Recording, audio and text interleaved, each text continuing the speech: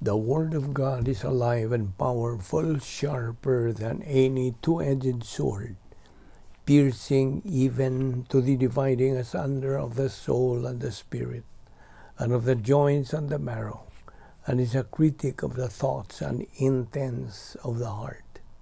All Scripture is God-breathed, and is profitable for doctrine, for reproof, for correction, for instruction in righteousness, that the man of God might be mature, thoroughly furnished unto all good works. Welcome everyone to our daily doctrinal Bible study through the Balbido Evangelistic Ministry. And today we welcome everyone, especially our subscribers.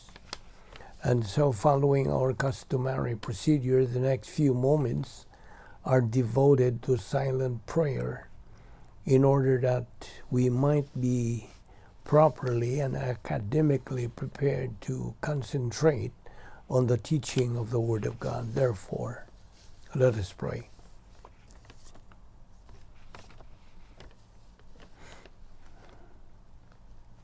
Heavenly Father, we consider it a privilege to have the freedom and the opportunity of fellowshipping in you and in your Word.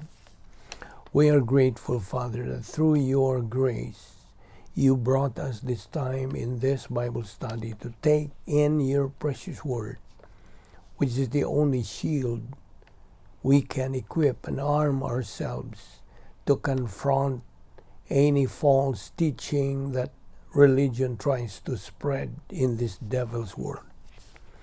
We now pray that you give us the concentration through the filling of the Holy Spirit.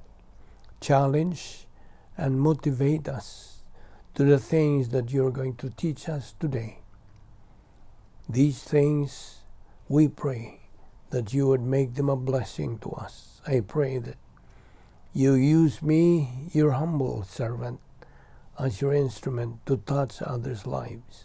We pray all these in Christ's name. Amen. The Christian way of life. First of all, when somebody asks you what it means to be a Christian, you can give this answer. To be a Christian means Jesus Christ is my life, I am His, He is mine. He lives in me, I live in Him. My Christianity is simply defined as being in Christ and having in Christ in me. He lives in me. God the Father, God the Son, and God the Holy Spirit. The whole Trinity lives in me. Why? Because they are indivisible. They live in me and I in them. The Christian way of life is a supernatural way of life, and as such, it requires a supernatural way of execution. Now, at the moment of salvation, we are supposed to put on our new self, not the old one. We have to put off the old. Example of the old characteristics: lying, blasphemy, uncleanness, inordinate affection, evil concupiscence, covetousness, which is idolatry, and fornication. Mortify therefore your members, which are upon the earth. That's in Colossians 4:5. Christianity is not religion. It is a way of life. What's funny is that there are people who say that Christianity is the oldest religion. I just don't know or understand where they got that concept. Again, Christianity is a relationship to God. It is a way of life. Now, a Christian, a believer who is carnal, is living a lie. It is only being spiritual as a believer that he lives the truth. Colossians 3:9. Ap ek duumai, the Greek word says, put on. Colossians 3:8 and 10. Put on your new self, your new man, and put off the old. I just mentioned lying, blasphemy, uncleanness, inordinate affection, evil concupiscence, covetousness, which is idolatry and fornication. Mortify therefore your members which are upon the earth. Colossians 4:5. And remember, our slogan in this ministry is, as believers, we have to study, learn, believe, and apply the Word of God through persistent intake of post-salvation epistemological rehabilitation. In Colossians 4:5, it says, walk in wisdom and redeem the time. Now, a believer's relationship to God is vertical, while a believer's relationship to man is horizontal. Now, in 2 Corinthians 5:17, it says, therefore, if any man be in Christ, he is a new creature. Old things are passed away. Behold, all things are become new. Believers are new species. They are sanctified. They are supposed to remove their old selves and put on their new selves.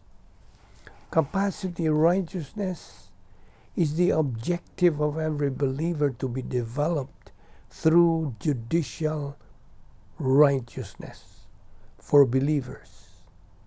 It is a special privilege for believers to avail of God's spiritual assets to be able to attain the capacity stage. Now,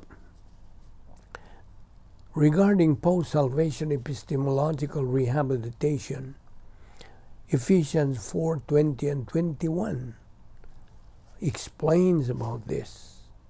Learn Christ, that's in Greek word manthano. Hear Christ, akuo, and taught by Christ or in Christ, didasko. So Colossians 3:8 to 10, put off all these like anger, wrath, malice, etc. Instead, put on the new man. This is only possible by post-salvation epistemological rehabilitation. Learn Christ, hear Christ, and be taught in Christ.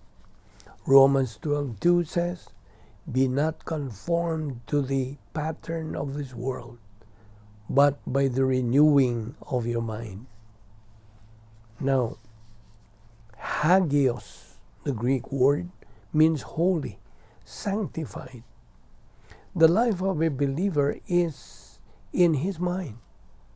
In other words, the spiritual life is what is in the believer's mental attitude.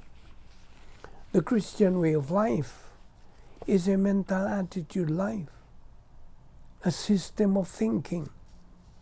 That mental attitude which pleases the Lord. A believer who is carnal lives a life of lies. Remember the 3 R's? Reception, retention, and recall. A carnal believer not only lives a lie, but ignorant of the truth.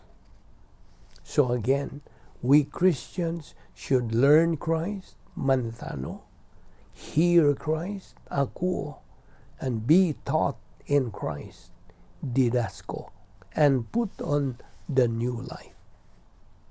Now, who is the food preparer in the congregation? It is the pastor teacher. That's in Ephesians 4:11. 2 Corinthians 5:17, therefore, if any man be in Christ, he is a new creature. Old things are passed away. Behold, all things are become new. We have to learn doctrine before thinking doctrine. Again, the Christian way of life is a supernatural way of life, and as such, it requires a supernatural way of execution. Part of this kind of life is the capacity for life, the capacity to live a life pleasing to God. How? By executing the Christian way of life, by residing in the power sphere of the operational divine dance sphere, fulfilling the protocol plan of God. Today, majority of the people, including believers without doctrine, do not have this capacity for life. Do you know why? What's the reason? The answer is because of so many bad influences, like, for instance, the internet, YouTube, social media, Instagram, Facebook, etc. In these media, the emphasis there is you yourself and people. It is me, mine, I, myself, and if this is so, then you for sure will never be able to have capacity for life. That's why they have self. That's the focus. You see, most causes of personal problems is our making bad and wrong decisions, right?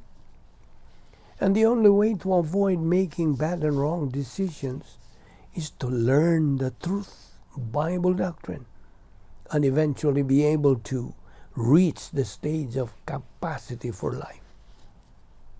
2 Corinthians 5:17 again, a believer is a new creature.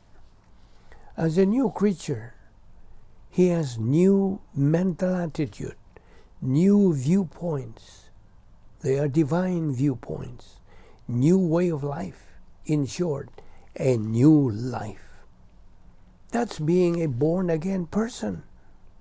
His faith is developed through what Romans 10:17 says, faith cometh by hearing, and hearing by the word of God.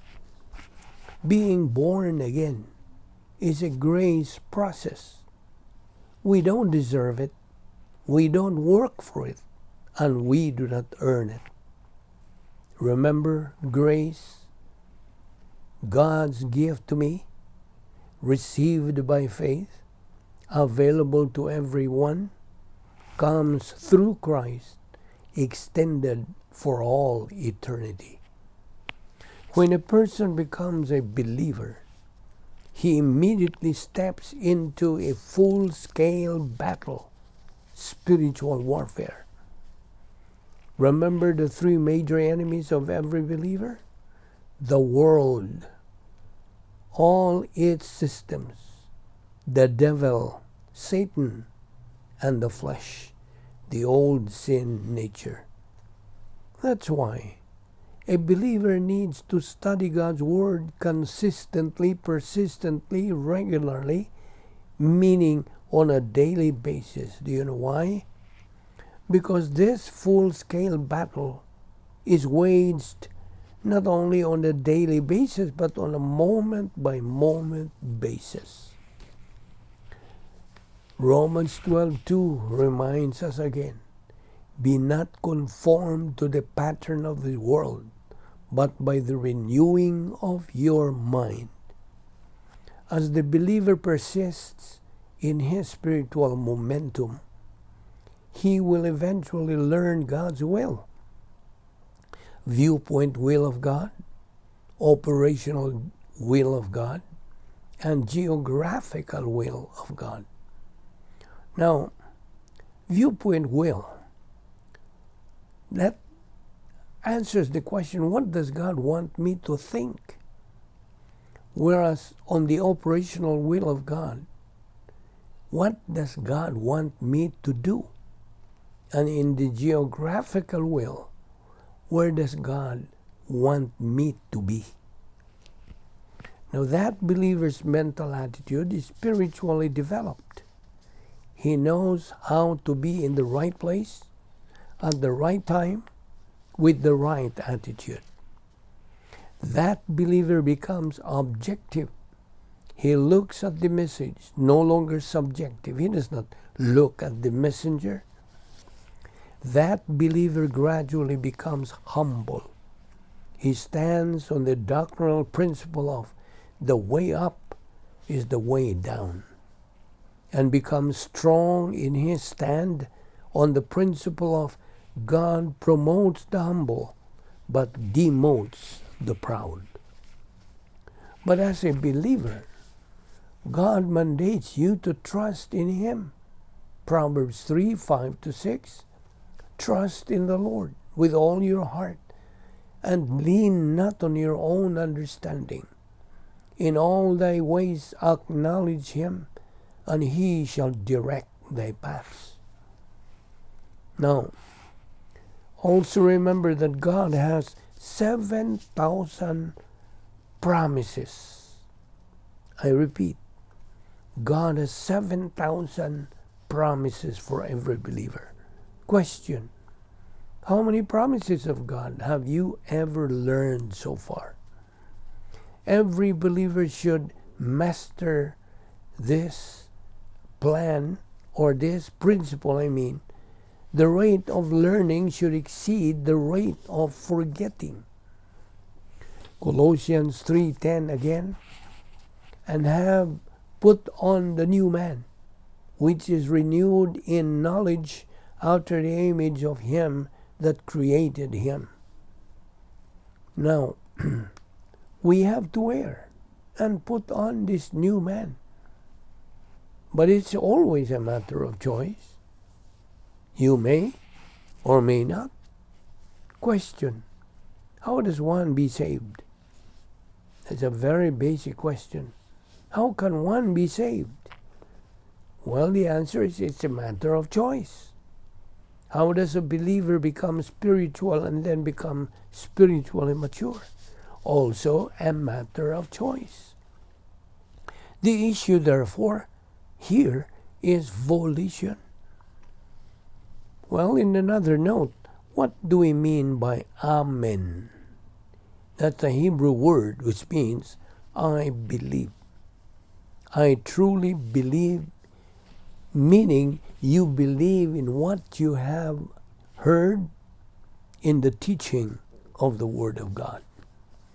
That is metabolization of gnosis, Gnosis, gnosis doctrine, into epignosis doctrine, Apignosis.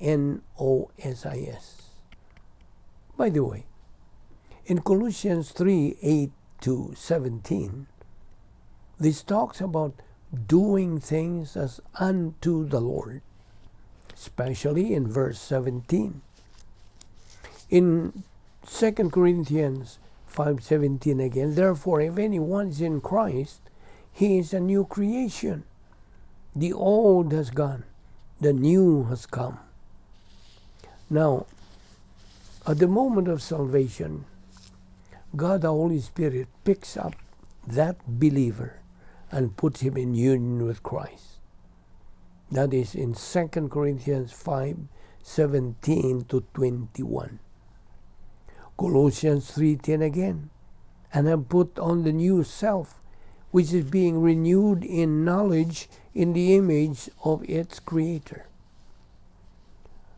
Now may I ask you, where is our mind, our soul, and our heart? Well, they are in our mentality.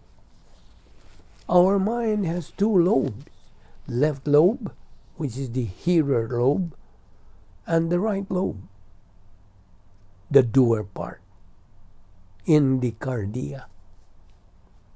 Now God's mandate says that we have to wear put on the new man. Romans 12:2 again, be not conformed to the pattern of this world, but by the renewing of our mind. Now, virtue love and filling of the Holy Spirit love go in tandem. They go together. Personal love for God and impersonal love for all mankind. Now, Gnosis doctrine, Gnosis again. Gnosis doctrine is necessary to make it an epignosis doctrine. What makes Gnosis doctrine not being transformed into epignosis doctrine? Answer, arrogance and preconceived notion. Colossians 3:10 again, and have put on the new man, which is renewed in knowledge after the image of him that created him.